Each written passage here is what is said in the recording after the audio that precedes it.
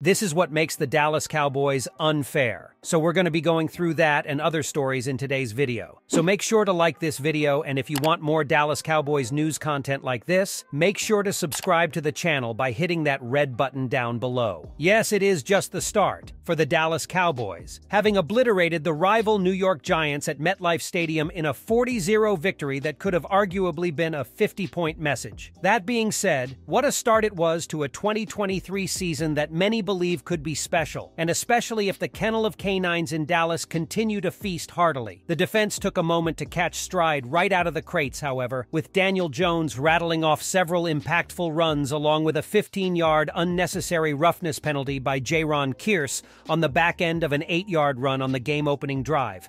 But the defense made adjustments and took over the game from that point forward. We're making the statement that I've been trying to make. We're the best defense in the National Football League, said first-team All-Pro Micah Parsons in his post-game interview. It was the first NFL game in which Kearse wore his beloved number 1, and ironically, it was on the same evening when the Cowboys made their argument for being exactly that, the #1 defense in pro football. For his part, Kearse viewed the opening drive as more of a gift to the Giants by the Cowboys before the subsequent onslaught that had Giants fans booing their own team before halftime, replying to the accusation that Jones and company ran it down the Cowboys' throats.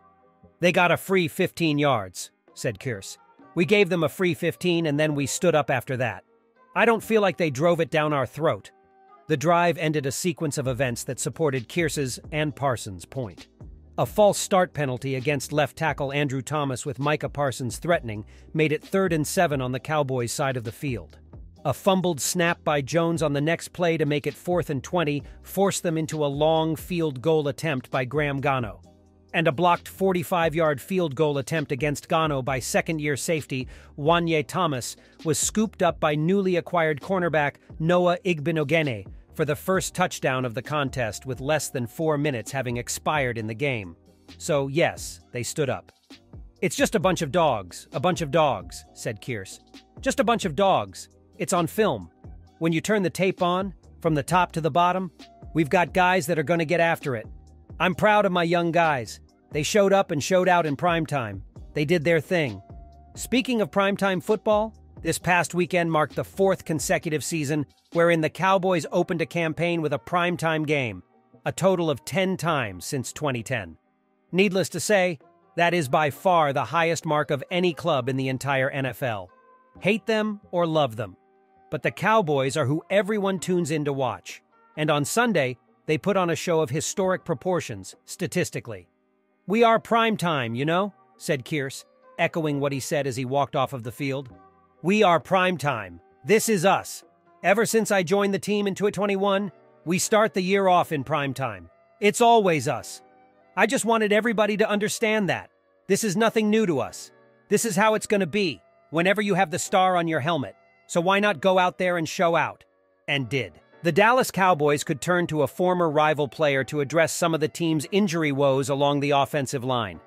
Both Tyron Smith and Tyler Smith are dealing with injuries, while the younger Smith was sidelined in Week 1. Bleacher Report is calling on the Cowboys to sign ex-Commanders guard Andrew Norwell, who remains a free agent. Starting left guard Tyler Smith missed Sunday night's game against the Giants with a hamstring injury, and the Cowboys could use some depth on the interior of their offensive line anyway, with rookies Asim Richards and TJ Bass as the only backups on the roster, Bleacher Report detailed. Norwell would bring over some much-needed experience in the trenches for Dallas with his 127 career starts. Also, it doesn't hurt that he played for the Commanders last year, so he has some familiarity with the NFC East. Norwell is a free agent after being released by the Commanders this past summer. The veteran previously signed a 2-year, $10 million deal with Washington during the 2022 offseason. Norwell started 16 games for Washington in 2022 after previous stops in Jacksonville and Carolina. The veteran is coming off the worst pro football focus grade of his career at 59.8 for 2022. Despite his recent struggles, Norwell has an impressive resume which includes 127 career starts and being named an All-Pro with the Panthers in 2017. As more of an insurance addition, the Cowboys could do worse than bringing in Norwell to help address the team's early season injury woes along the offensive line. The reviews are mixed on how Cowboys guard Chuma Edoga performed against the Giants in Week 1, while Smith was sidelined. Pro Football Focus gave Edoga a 59.9 grade for the season opener. Blogging the Boys' Dan Rogers pointed to some of the positives from Edoga's play against New York. "I liked the Chuma Edoga signing but somehow lost sight of how good he was due to injury and an uninspiring training camp," Rogers tweeted on September 11th. "Well, I remember again as the veteran was very solid filling in for the injured Tyler Smith. I love it when a good run-blocking play comes together." Smith was listed as doubtful for the season opener, and it remains to be seen what his status will be for Week 2. As a unit, the Cowboys' offensive line performed well against New York to begin the season with a blowout victory. Bleacher Report also outlined some potential long-term targets for Dallas to explore next offseason. One name to watch is Bengals tackle Jonah Williams, who Bleacher Report labeled as a potential free agency target for Dallas in 2024. Longtime starting left tackle Tyron Smith is set to hit free agency in the offseason and has missed 34 games over the last 3 years with various injuries, Bleacher Report added. "It's hard to imagine that the soon-to-be 33-year-old is a big part of Dallas's future plans." Meanwhile, Williams asked for a trade from the Bengals after they signed Orlando Brown Jr., expressing his desire to play left tackle. That never came to fruition, but the Alabama product is in the last year of his rookie contract and could be the Cowboys' replacement for Smith. Even though the Dallas Cowboys have a surplus of quarterback talent, owner Jerry Jones made it clear they're not willing to trade one to the New York Jets after Aaron Rodgers suffered a season-ending Achilles tear in Week 1.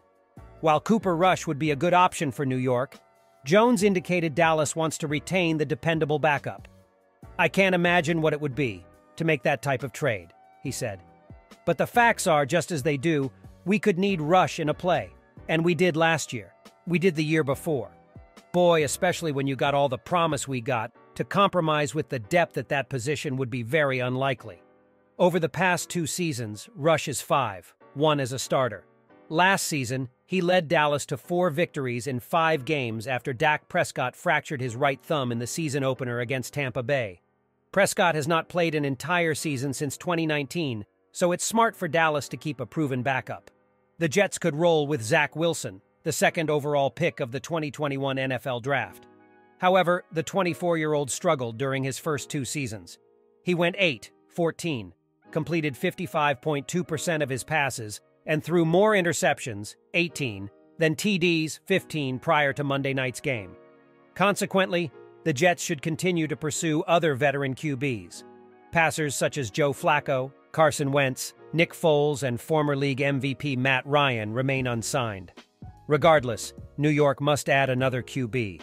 The season could be in question after Rodgers' injury, and the Jets need someone to emerge at the most important position. Just moments after the Cowboys' 40-0 rout of the New York Giants concluded on Sunday night, defensive coordinator Dan Quinn sat outside of the locker room doors greeting every player that walked in and offering his praise after an all-around team effort. The energy was high and the morale was meteoric, but it didn't take long for the Cowboys to put the big win in the past and start focusing ahead.